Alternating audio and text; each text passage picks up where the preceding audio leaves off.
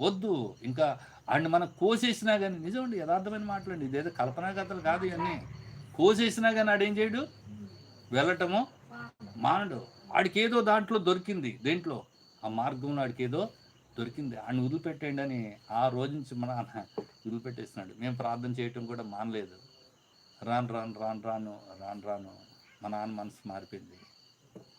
ఆ రోజు నుంచి ఈ రోజు వరకు కూడా ఆ సంతోషం, నాలో ఉండే సంతోషం పోలే. నువ్వేమైనా సుఖపడ్డావా? నువ్వేమైనా సంపాదించవా అని మీరు అడిగితే, మీకులాగా నేనేం మీరు ఏవేవో సంపాదించుకుని ఉంటారు. ఏవి సంపాదించుకోవచ్చు మీరు?